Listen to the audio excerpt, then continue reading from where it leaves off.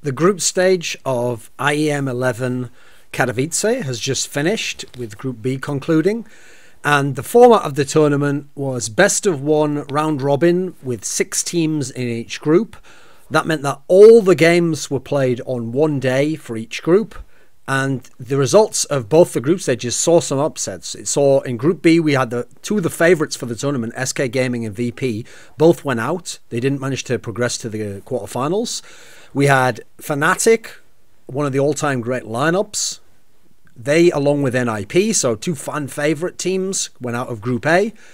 Now, this format that they use, round robin, best of one format, is one that I'm actually not a big fan of. It's one that I think there's a lot of flaws to. In fact, I'll outline some of those flaws. I don't like the fact, in some senses, that you play the entire group in a day. There's no chance to recoup. There's no chance for the better teams to reset, to do some homework, to change things, to adapt, etc. You're just playing game after game after game after game.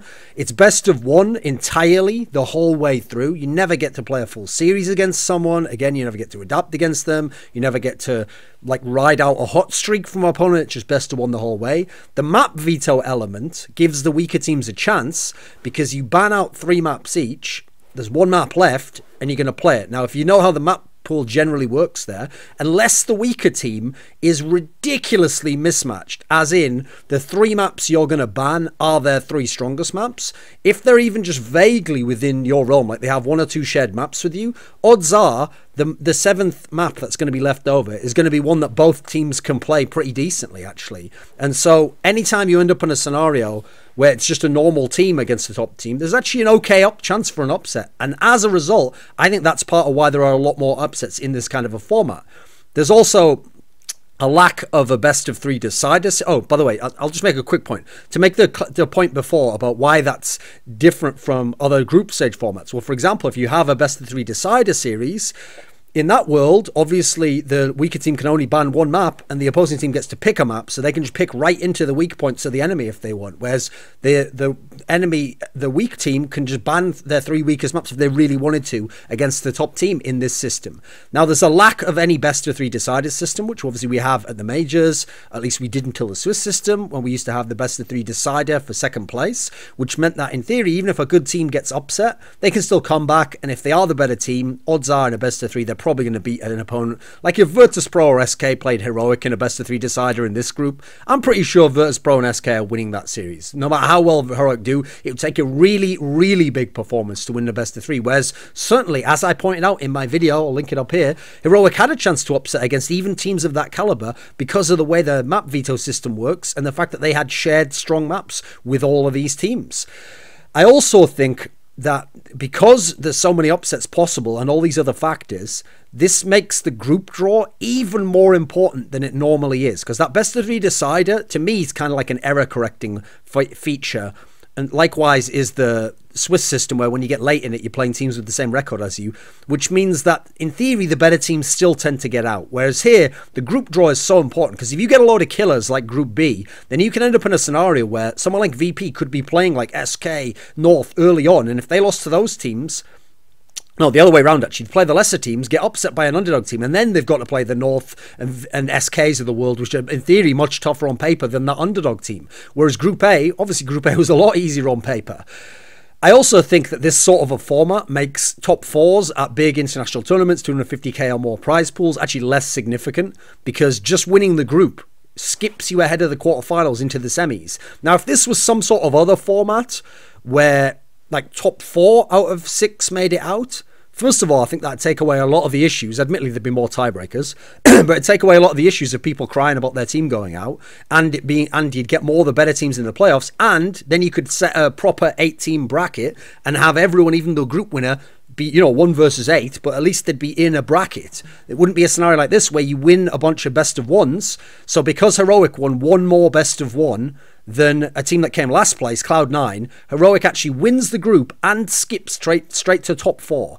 Remember, at majors and other big 250k or more tournaments, you know, when you have a first round bracket where you have to play in the first round no matter what, you can't skip to the semis, There's not a lot of teams make top 4 that are lesser teams. It can't really happen. But we see at these tournaments, you absolutely can get a little bit of luck or just have a good game and a couple of best of ones, one best of one in Heroic's case, and boom, you're in the top 4 already. And top 4's on your resume forever now. Whereas, you know, it's not the same as making top 4 of getting out of a group stage elsewhere and then playing some opponent in the first round, beating them in the best of 3, then earning a top 4. So listen, if we put the asterisk next to it and go, well, it was a tournament like that, okay, that's fine.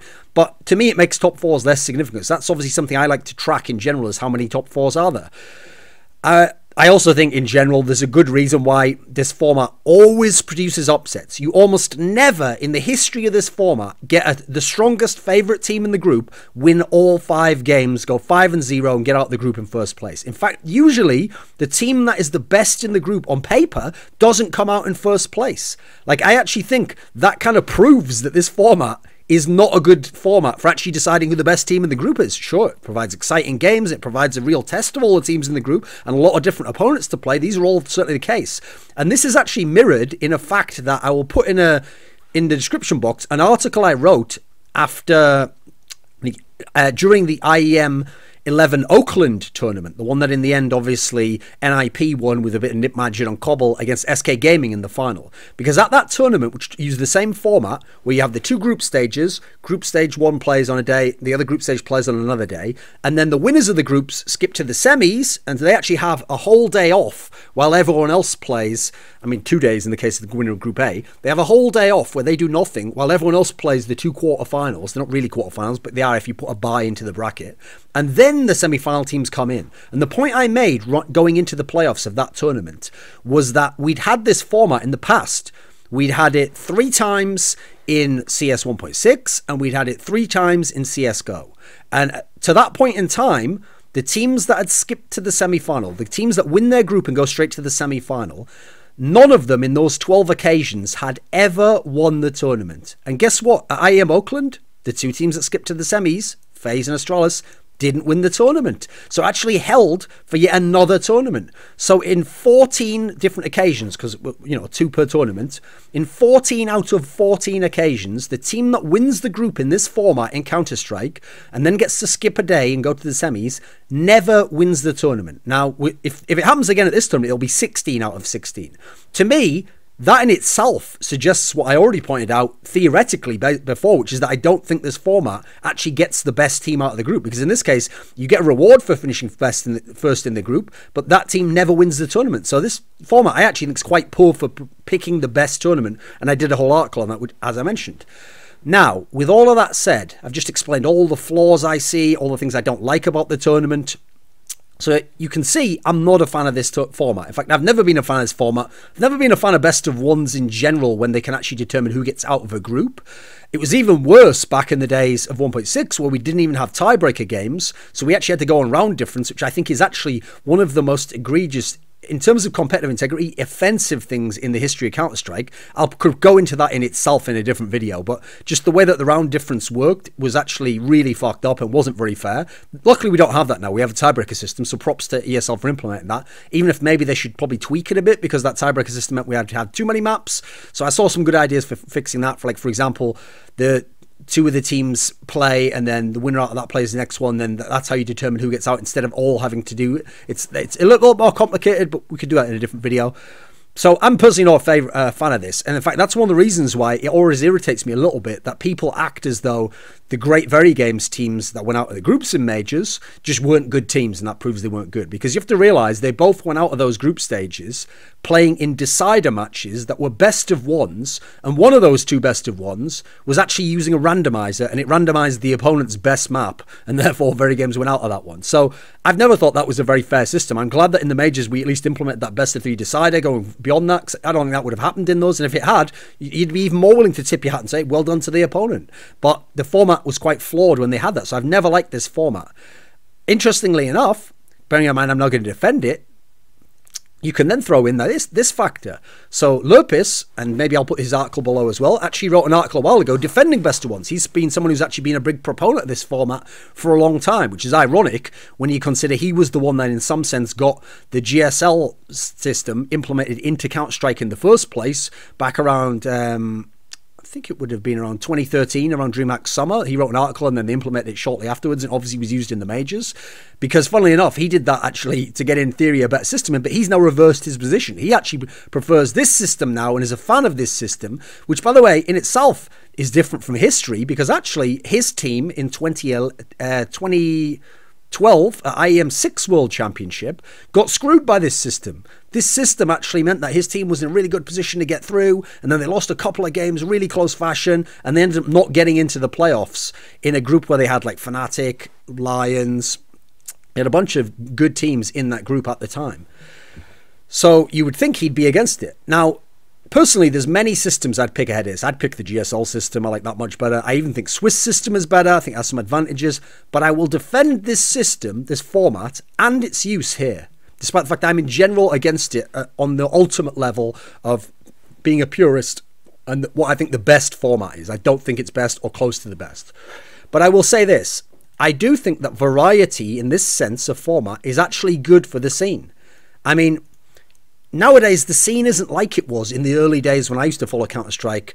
You know, I'd say used to follow it. Obviously, you still follow it now, but it's like that Mitch Hedberg joke, isn't it? Yeah, I used to do a lot of drugs. I still do, but I used to. Like, I still follow Counter-Strike now, obviously, but I mean, when I first started following Counter-Strike, there was very few big international LANs. Like, back in 2002, there might have been like 5 or 6 LANs that were significant in a year, and half of those were split up regionally, you know, so you wouldn't get some of the top teams able to go over to the big majors in America. You wouldn't, but then again, you'd have these really competitive European tournaments that the NA teams couldn't afford to go to or just couldn't attend because they didn't have sponsorship.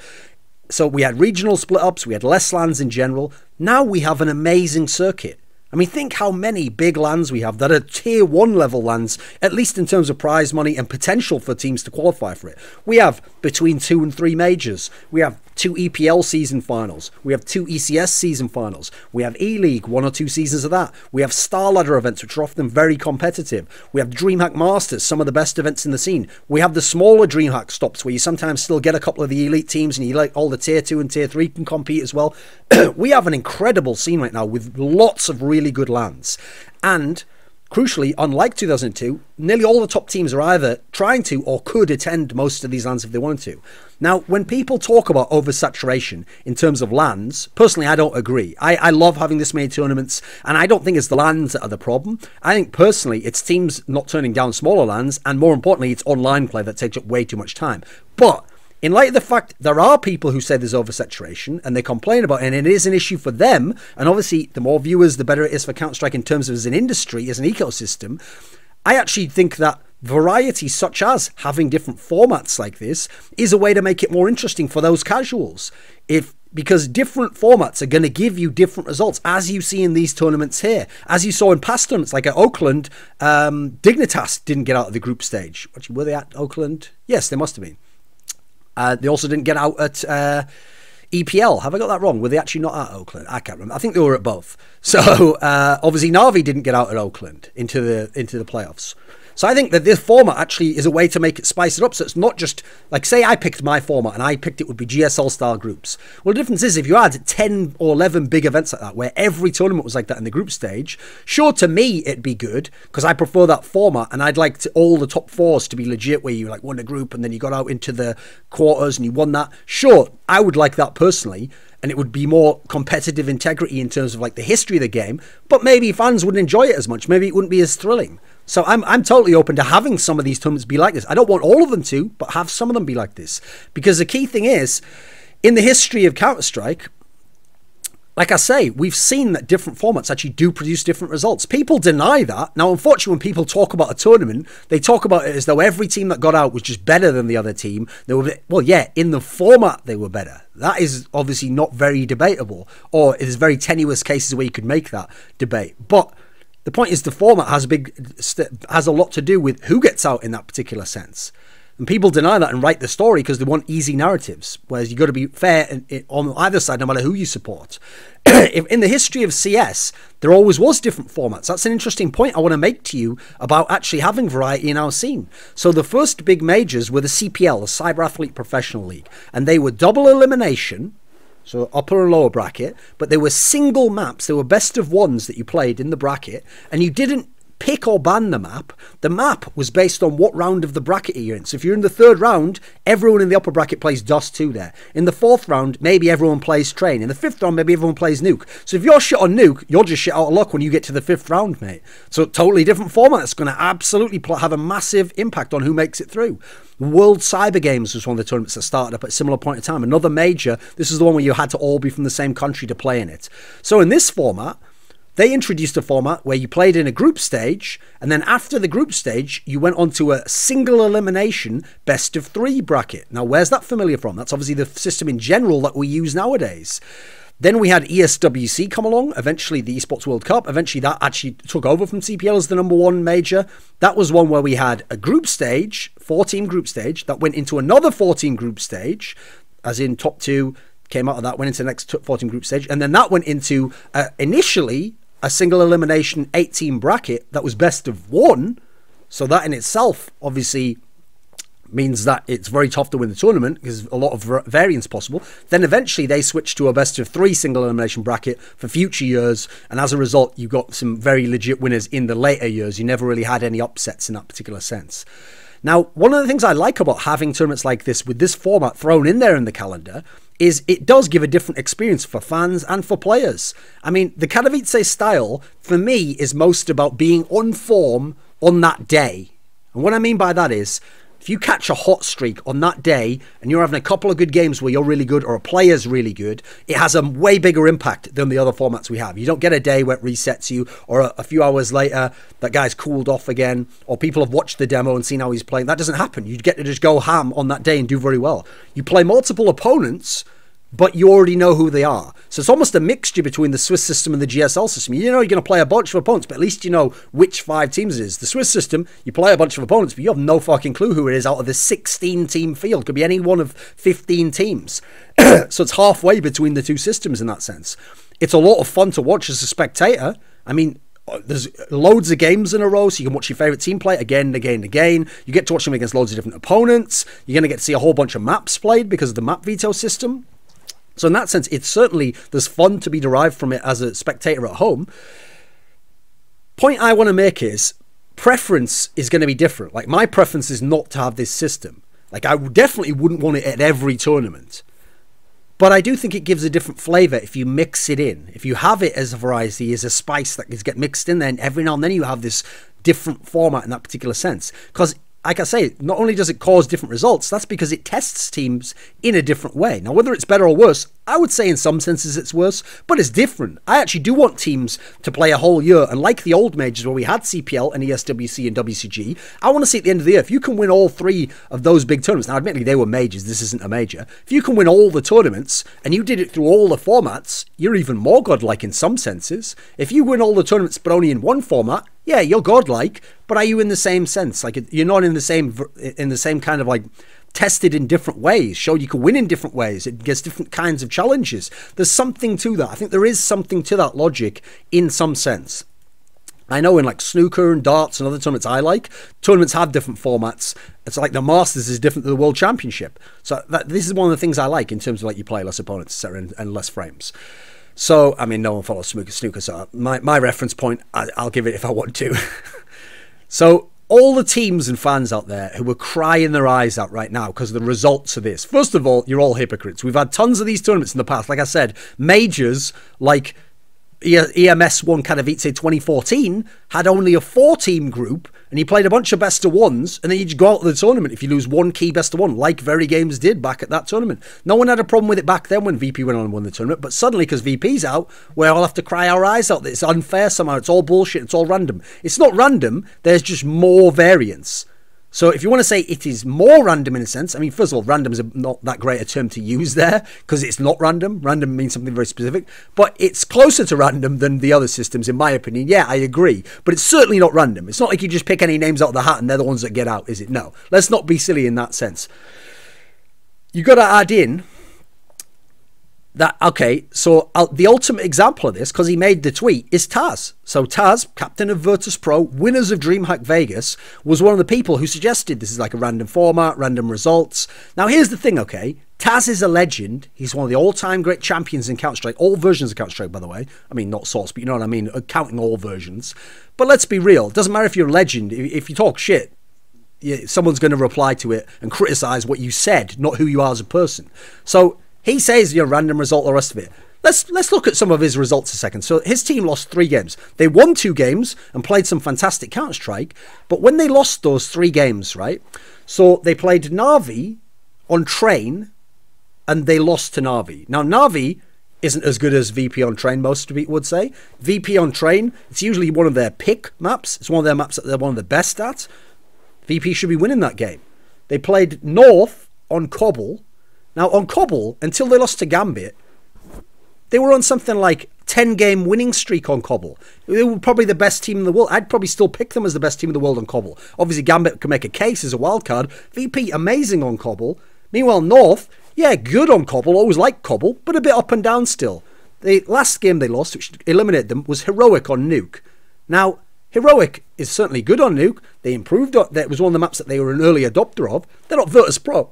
Virtus.pro was on a 13-game winning streak on Nuke, and they got to play that for their decider to get out of the group and lost. Guess what? You deserve to lose then. You deserve not to be in the playoffs. You got your 3 best maps against 2 of the weaker opponents in theory, and again, in the 3 losses, you got to play your 3 of your best maps in that scenario. And by the way, none of those teams are better than you on any of those maps. So how about give some credit to those teams for beating you on maps that you're better than them on and you're the more favoured team on? Like, this is just sour grapes. You didn't even lose just one best of 1 to go out. You lost 3 key instances where you had very good chances. So I don't like the format personally. It's not my favourite, but I've certainly defended it. And I think it's good that it's in the scene. And I think there's just a lot of sour grapes from fans and teams that they've just gone out of the tournament now and they're not going to get into play in the quarterfinals. So if you're a great team, if you're a fan of a great team, stick around. There'll be other tournaments. And guess what? There'll be teams that are great in this format and this tournament too.